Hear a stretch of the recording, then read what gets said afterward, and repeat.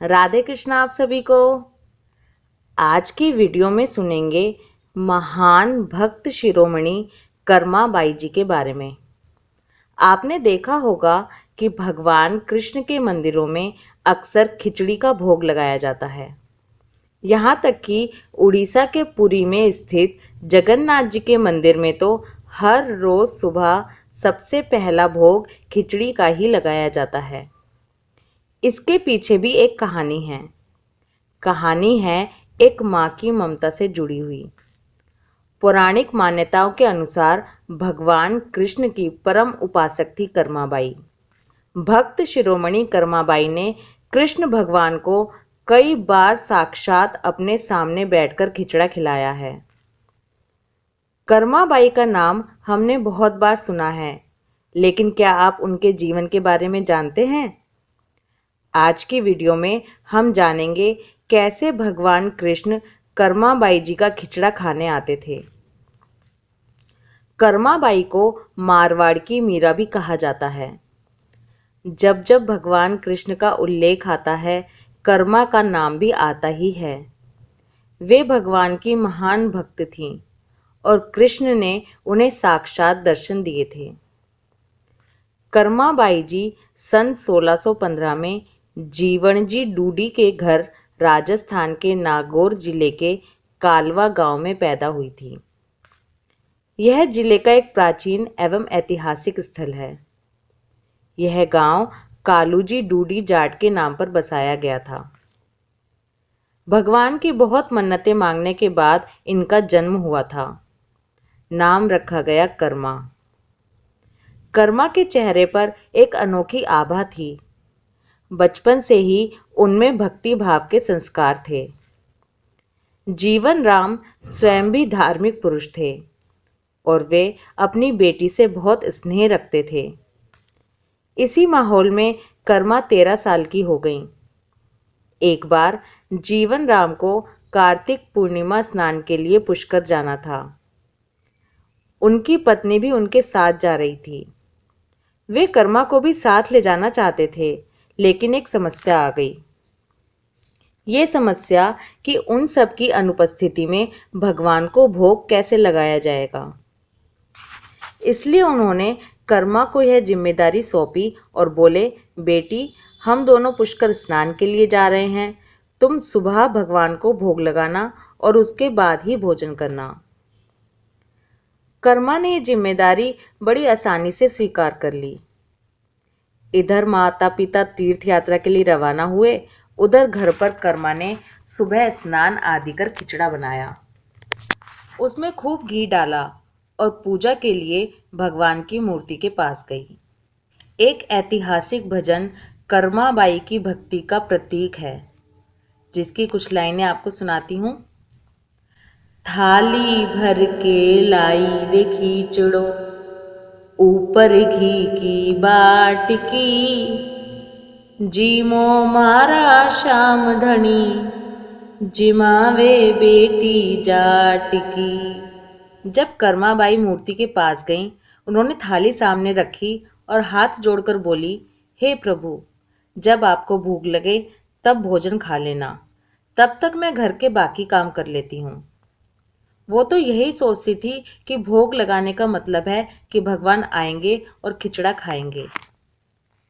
इसके बाद वो घर के काम में जुट गईं। बीच बीच में वो थाली देखने आती, लेकिन भगवान ने खिचड़ा नहीं खाया। थाली वैसे के वैसी ही रखी हुई थी। काफ़ी देर होने के बाद भी जब भगवान ने भोग नहीं लगाया तो उसे बड़ी चिंता हुई। उन्होंने सोचा कि लगता है खिचड़े में घी की कमी रह गई है। उन्होंने उसमें और घी मिला दिया और वहीं पर बैठ गई, लेकिन भगवान ने फिर भी भोग नहीं लगाया। तब उसने कहा, हे प्रभु, आप भोग लगा लीजिए।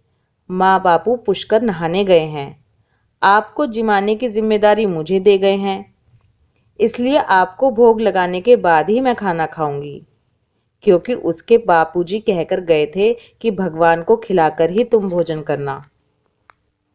लेकिन भगवान फिर भी नहीं आए। फिर कर्मा उनसे शिकायत करने लगी। शिकायत करते हुए कर्मा कहती हैं, जब माँ बापू जिमाते हैं तब तो आप भोग लगा लेते हो। आज आपने इतनी देर कर दी, खुद भी भूखे बैठे हो और मुझे भी भूखा ही रखोगे। लेकिन भगवान फिर भी नहीं आए और कर्मा का खिचड़ा वहीं रखा हुआ था। कर्मा बाई ने और इंतज़ार किया, फिर बोली, आपको मेरे हाथ से खिचड़ा खाना ही होगा। माँ बापू के आने में कई दिन लग जाएंगे। आप जीम लो, नहीं तो मैं भी भूखी ही रह जाऊंगी। और कहती हैं, बाबा म्हारो गाँव गयो है, कुण जाने कद आवेगो। बाबा के भरोसे सांवरा, भूखो ही रह जावेगो।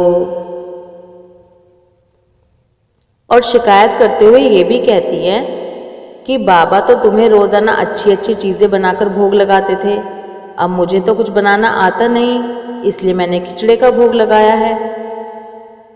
आज जिमावूं तने खींचड़ो, कल राबड़ी छाछ की। जीमो मारो शाम धनी, जिमावे बेटी जाट की। इस तरह से दोपहर बीत गई, शाम होने लगी, लेकिन कर्मा ने कुछ भी नहीं खाया। बार बार मंदिर के पास जाती और देखती कि भगवान ने भोग लगाया कि नहीं। बार बार मंदिर न जड़ती, बार बार पट खोलती।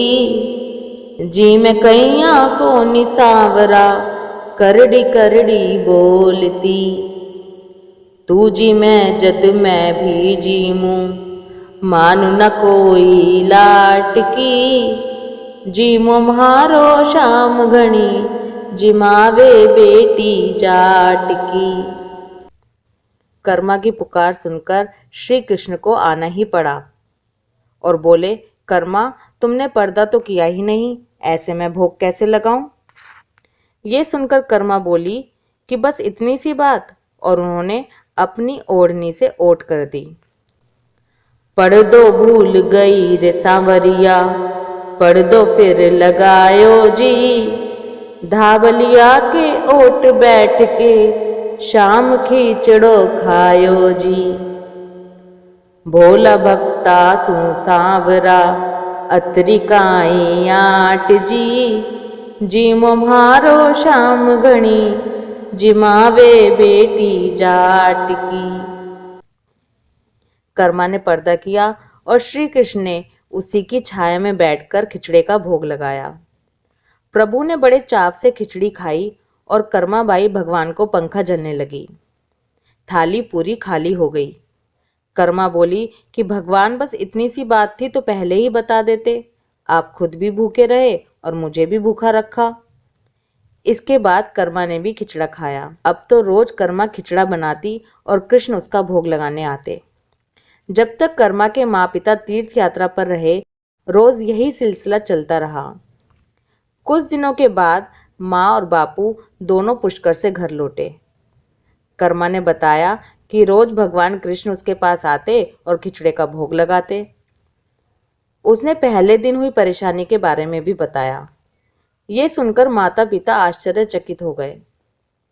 सोचने लगे, जिस ईश्वर के लिए वो तीर्थ यात्रा करने गए थे, जिसे लोग न जाने कहाँ कहाँ ढूंढ रहे हैं, उसे उनकी बेटी ने अपने हाथ से खिचड़ा जिमाया। ये कैसे हो सकता है? और उन्हें चिंता भी हुई कि कहीं उनकी बेटी बावली तो नहीं हो गई है। इस पर कर्मा ने कहा, अगर आपको यकीन नहीं है तो कल देख लीजिए, मैं खुद भगवान को भोग लगाऊंगी। दूसरे दिन कर्मा ने खिचड़ा बनाया, घी डालकर थाली मंदिर में रख दी, ओढ़नी से पर्दा किया और भगवान से प्रार्थना की कि हे ईश्वर, मेरे सत्य की रक्षा करनी है, ये सब अब आपके हाथ में ही है। भक्त की पुकार सुनकर भगवान का सिंहासन डोल जाता है और श्री कृष्ण कर्मा की पुकार सुनकर खिचड़ा खाने आ गए। जीवन राम और उनकी पत्नी ये देखकर इतने आश्चर्यचकित हो गए। उसी दिन से कर्माबाई जगत में विख्यात हो गईं। जीवन के अंतिम दिनों में कर्माबाई भगवान जगन्नाथ की नगरी चली गईं और वहीं रहने लगी। कर्माबाई रोज सुबह उठती और सबसे पहले खिचड़ी बनाती, बाकी सब कुछ बाद में करती। भगवान भी सुबह सवेरे दौड़े आते और कहते, माँ जल्दी से मेरी प्रिय खिचड़ी लाओ। खिचड़ी खाने का यह क्रम रोज का हो गया। भगवान सुबह सुबह आते, भोग लगाते और फिर चले जाते। वो रोज भगवान को खिचड़े का भोग लगाती और भगवान उनके हाथ से खिचड़ा खाकर जाते थे। एक बार की बात है, एक महात्मा कर्माबाई के पास आए। महात्मा ने उन्हें सुबह सुबह खिचड़ी बनाते देखा तो बोले, माता जी ये आप क्या कर रही हो?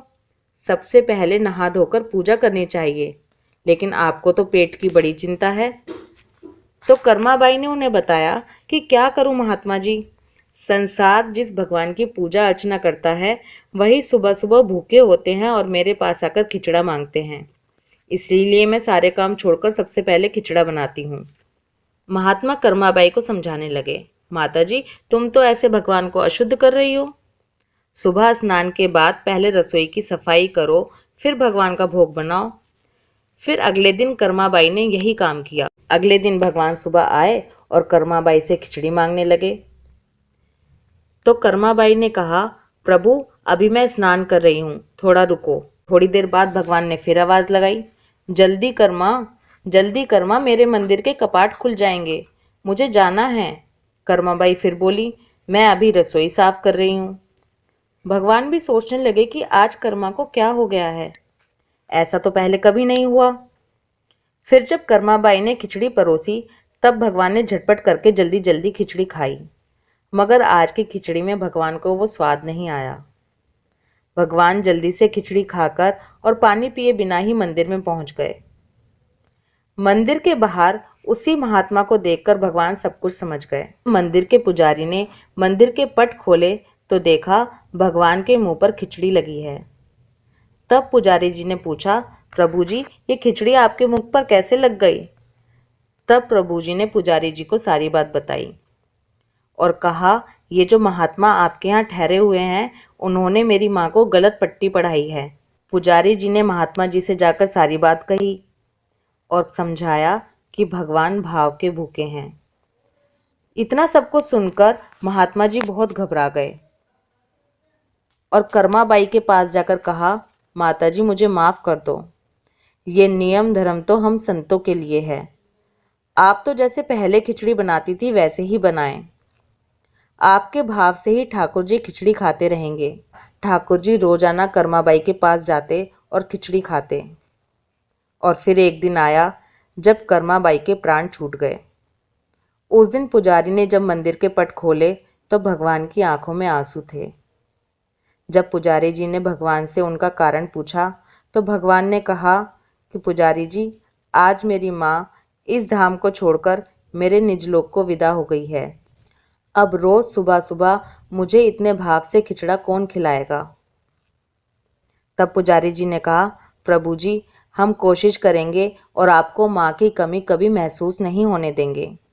आज के बाद आपको सबसे पहले खिचड़े का ही भोग लगाया जाएगा। और इस तरह आज भी जगन्नाथ भगवान को सबसे पहले सुबह खिचड़े का भोग लगाया जाता है। और आपको एक बात बताऊं, जो रेसिपी कर्माबाई की खिचड़े की थी ना, वो तो हम कभी बना ही नहीं सकते, क्योंकि उनका तरीका तो दुनिया से निराला है। वहाँ साफ सफाई का नहीं, भाव का ध्यान रखा गया है। सुबह सुबह प्रभु को भोग लगाना होता तो कहीं देर ना हो जाए तो बिना नहाए ही बना देती।